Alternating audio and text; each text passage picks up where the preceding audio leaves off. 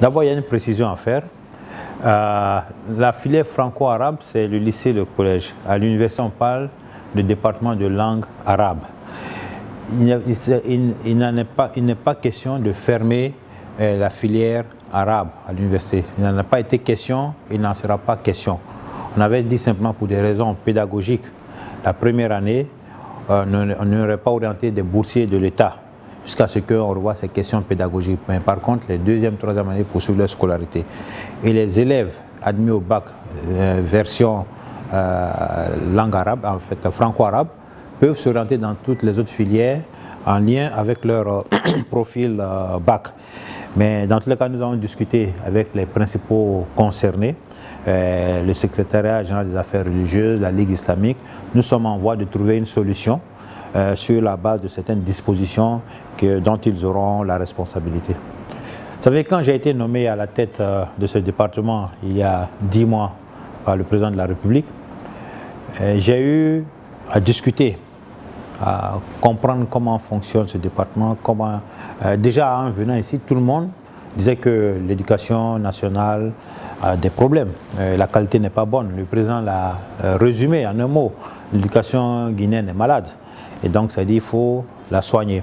Donc, j'ai eu connaissance de tous les documents. J'ai fait un tour dans toutes les institutions publiques du pays et je me suis rendu compte qu'il y a vraiment problème et qui fait que la qualité de notre enseignement aujourd'hui n'est pas acceptable. Déjà, nous avons commencé avec la biométrisation des étudiants, c'est-à-dire pour connaître l'effectif. Vous savez, vous ne pouvez pas déployer un programme, vous ne pouvez pas déployer une formation sans maîtriser les effectifs. Parce que dans l'enseignement, il y a ce qu'on appelle des groupes pédagogiques. On se dit, je veux créer une faculté de physique. Ok, en première année, il y a combien de personnes? Ok, s'il y a combien de personnes, il faut combien de profs de tel niveau pour ce programme? Quel type de laboratoire dont vous avez besoin? Les travaux pratiques. Et tout cela, tu ne peux pas le faire sans maîtriser les effectifs. Donc nous avons commencé déjà avec Gamal. Et puisque c'est la rentrée, dès après la rentrée, nous allons continuer le processus dans les autres universités. Nous sommes en train de travailler sur le programme de 1000 PhD, 5000 masters, parce que c'est pour faire face au manque d'enseignants que nous avons dans le système. La plupart des enseignants de rang magistral, ils ne représentent que 10% du corps professionnel, sont très vieux, même à la retraite. Donc il y a un risque que d'ici quelques années, il n'y ait pas d'enseignants de qualité. Déjà, ils ne sont pas nombreux. Et nous avons moins de 20% des enseignants qui ont le PhD. D'où ce programme-là, qui a été initié d'abord par mes prédécesseurs et que nous allons continuer. Il y a aussi les infrastructures. La dernière fois, nous avons fait une projection pour montrer les universités que nous voulons reconstruire, dont Symphonia, dans un premier temps, l'AB, Cancan et Zérekoré, et les autres vont suivre après. Donc il y a ces programmes-là également aussi en cours. Il y a aussi des programmes envers les étudiants. Comment faire en sorte qu'il y ait adéquation entre formation et emploi. Donc nous avons commencé des discussions avec le secteur privé pour que ce secteur privé s'implique dans la formulation de certains programmes. Et nous sommes aussi en matière de gouvernance en train de changer les textes, notamment la création de directions générales, la création de l'autorité nationale d'assurance qualité pour définir toutes les normes et mieux assurer le contrôle de ce qui se fait dans nos universités et aussi l'autorisation d'ouverture des universités.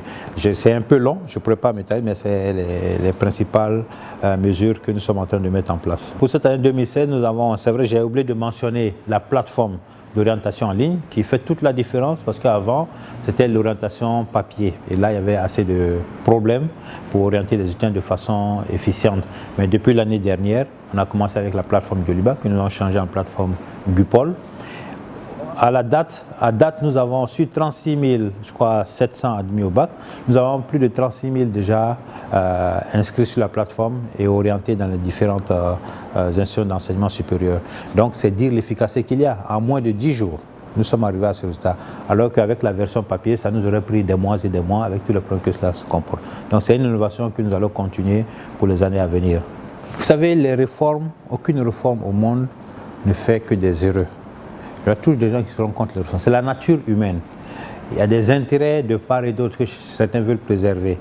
Mais dans le moyen terme, ils se rendront compte que ces réformes ne sont pas dirigées contre une institution ou une autre. Non, c'est dans l'intérêt général, dans l'intérêt du pays et pour développer le pays. Parce que sans une éducation de qualité, il n'y a pas de développement, comme je le dis très souvent. Et ensuite, nous ne sommes pas contre le privé, au contraire. Nous faisons en sorte que le privé puisse s'épanouir dans un environnement que nous construisons ensemble. C'est l'objectif. Et je l'ai dit très tôt dès ma prise de fonction. Il ne faut pas faire du privé le bouc émissaire des problèmes dans notre système d'enseignement. L'État est le premier responsable. Parce que c'est nous qui avons mis en place toutes ces structures-là. Donc nous travaillerons avec le privé aussi. Le privé a sa place et je pense que si nous travaillons intelligemment ensemble, on pourra tous apporter, en tout cas chaque partie apporter sa contribution au développement du secteur de l'éducation. À mon avis, ce n'est pas légal parce que les raisons ne sont pas fondées. Si l'État décide de ne pas orienter dans une certaine filière des étudiants, c'est le droit de l'État, puisque c'est l'État qui paye. Vous voulez envoyer votre enfant dans une université par rapport à une autre, vous avez le choix. Donc l'État a décidé de ne pas orienter dans les filières médecine, comme aussi bien au public comme au privé.